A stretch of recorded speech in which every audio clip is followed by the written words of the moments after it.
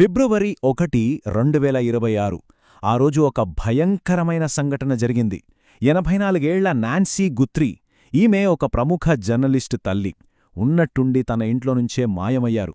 పోలీసులొచ్చి చూస్తే క్రైమ్ సీన్లో ఒక్కటంటే ఒక్క ఆధారం కూడా దొరకలేదు. అంతా క్లీన్. అసలు కిడ్నాప్ జరిగింది కేవలం 41 నిమిషాల్లోనే. కాని ఈ రహస్యాన్ని ఛేదించడానికి ఆధునిక టెక్నాలజీ ఎంతగా ఉపయోగపడిందో మనం ఈరోజు చూడబోతున్నాం. అసలు ఆ రోజు ఏం జరిగిందో లోతుగా తెలుసుకుందాం రండి. అసలు ఈ కేసులో ప్రత్యక్ష సాక్షులు ఎవ్వరూ లేరు.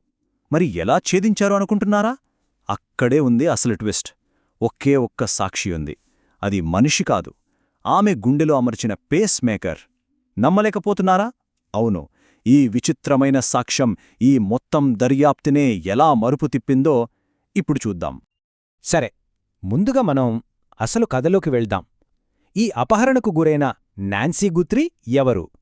ఆమె అదృశ్యమయ్యే నాటికి పరిస్థితులు ఎలా ఉన్నాయో ఒక్కసారి అర్థం చేసుకునే ప్రయత్నం చేద్దాం. ఈమె నాన్సీ గుత్రీ, వయసు 84 ఏళ్లు. అరిజోనాలోని టూసాన్లో నివసిస్తున్నారు. వయసెక్కువే అయినా మెదడు మాత్రం చాలా చురుగ్గా పనిచేస్తుంది.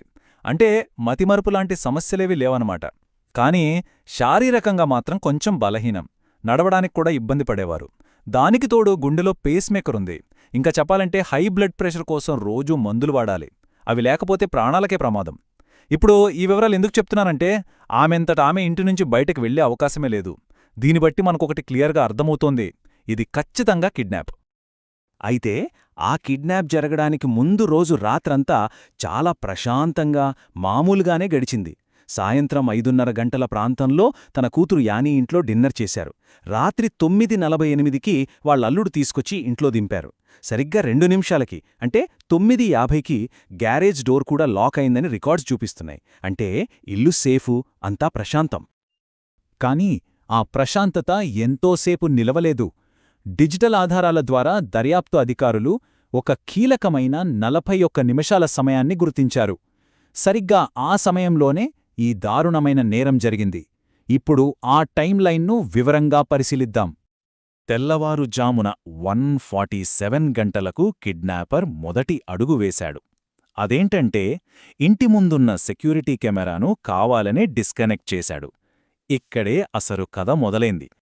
సరిగ్గా 13 నిమిషాల తర్వాత, అంటే తెల్లవారుజామున 2 గంటలకు నాన్సీ పేస్మేకర్ ఆమె గుండె వేగంలో ఒక ఆకస్మిక పెరుగుదలను రికార్డ్ చేసింది. ఆలోచించండి, ప్రశాంతంగా నిద్రపోతున్న ఒక వృద్ధురాలి గుండె వేగం ఉన్నట్టుండి ఎందుకు పెరుగుతుంది? బహుశా అప్పుడే ఆమె ఆ దుండగిడిని చూసి భయపడుండొచ్చు. ఇక చివరిగా తెల్లవారుజామున 2:28 గంటలకు ఆమె పేస్మేకర్ నుంచి ఆమె ఫోన్కు ఉన్న బ్లూటూత్ సిగ్నల్ కట్టయిపోయింది.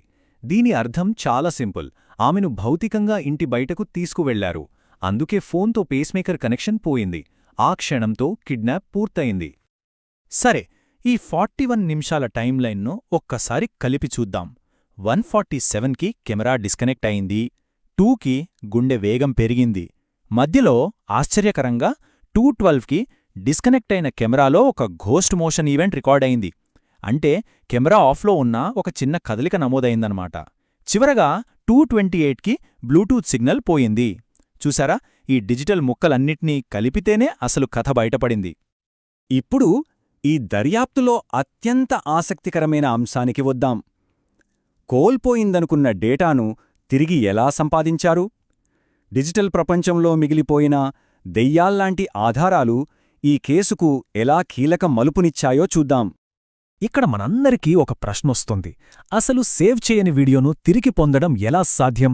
నాన్సీ వాళ్ల కెమెరాకి క్లౌడ్ స్టోరేజ్ సబ్స్క్రిప్షన్ లేదు. అంటే వీడియోలు ఎక్కడా సేవ్ అవ్వలేదు. మరి పోలీసులకు ఫుటేజ్ ఎలా దొరికింది? దీనికి సమాధానమే రెసిడ్యువల్ డేటా.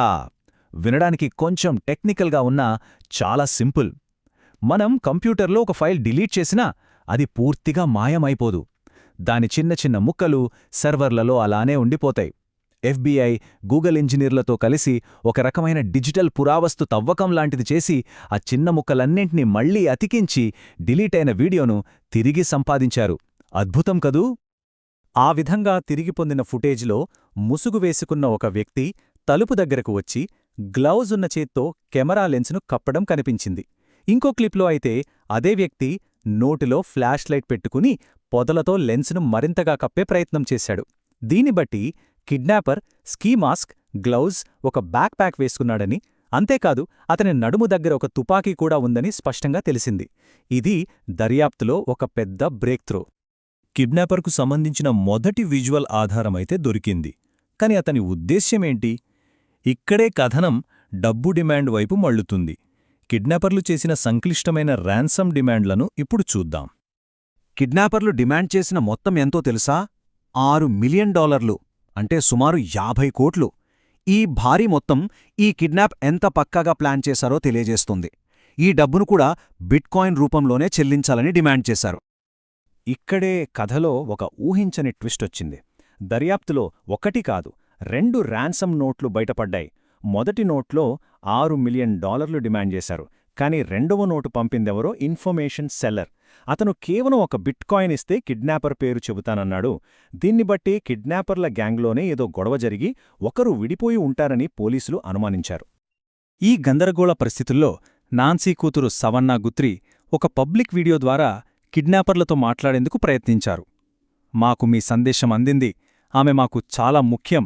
మేము డబ్బు చెల్లిస్తాము అని ఆమె వేడుకున్నారు. ఆ మాటల్లో వాళ్ల కుటుంబం ఎంత నిస్సహాయంగా ఉందో అర్థమవుతోంది. ఒకవైపు కుటుంబం ఇలా చర్చలకు ప్రయత్నిస్తుంటే, మరోవైపు పోలీసులు, FBI బృందాలు విస్తృతంగా గాలింపు చర్యలు చేపట్టాయి. ఈ మ్యాన్హంట్లో ఎన్నో ఏజెన్సీలు పాల్గొన్నాయి. కాని వాళ్లకు చాలా తప్పుడు ఆధారాలు ఎదురయ్యాయి. ఈ గాలింపు ఆపరేషన్ ఏ స్థాయిలో జరిగిందంటే, స్థానిక పోలీసులు, FBI, చివరికి బార్డర్ పెట్రోల్ కూడా రంగంలోకి దిగింది. పరిస్థితి ఎంత సీరియస్గా ఉందంటే, ఏకంగా హోమిసైడ్ యూనిట్ను కూడా రంగంలోకి దించారు. ఎడారి ప్రాంతంలో హెలికాప్టర్లు, ట్రాకింగ్ డాగ్స్తో జల్లెడబట్టారు. ఇదొక భారీ ఆపరేషన్ అన్నమాట. కాని దర్యాప్తులో ఒక పెద్ద సమస్య ఎదురైంది. అదే తప్పుడు సమాచారం. నాన్సీని రియోరికో అనే ప్రాంతంలో బంధించారని ఒక టిప్పొచ్చింది. వెంటనే టాక్టికల్ టీమ్స్ వెళ్లి కార్లోస్ పలాజులోస్ అనే డెలివరీ డ్రైవర్ను అదుపులోకి తీసుకుని అతని ఇళ్లపై రైడ్ చేశాయి. కాని చివరికి తెలిసిందేంటంటే ఆ సమాచారం తప్పు. ఈ క్రమంలో ఎంతో విలువైన సమయం వృధా అయింది. గాలింపు కొనసాగుతున్న కొద్దీ సమయం గడిచిపోతోంది. అప్పుడు షెరీఫ్ క్రిస్ నానోస్ పరిస్థితి ఎంత ప్రమాదకరంగా ఉందో స్పష్టం చేశారు. ఆమె రోజువారీ మందులు లేకుండా 24 గంటల్లోనే పరిస్థితి ప్రాణాంతకం కావొచ్చు అని ఆయన హెచ్చరించారు. ఈ మాటలు వింటేనే తెలుస్తోంది ప్రతి నిమిషం ఎంత కీలకమో. చివరికి ఈ కేసు ఒకే ఒక్క ప్రశ్న దగ్గర ఆగింది. ఒకవైపు టెక్నాలజీ సాయంతో దొరికిన డిజిటల్ ఆధారాలు, మరోవైపు నాన్సీ ఆరోగ్యం క్షీణిస్తూ వస్తోంది. ఆమె ప్రాణాలకు ప్రమాదం జరగకముందే ఈ డిజిటల్ దారి ఆమెను కాపాడగలదా? ఈ ప్రశ్నకు సమాధానం ఇప్పటికీ ఒక మిస్టరీగానే మిగిలిపోయింది.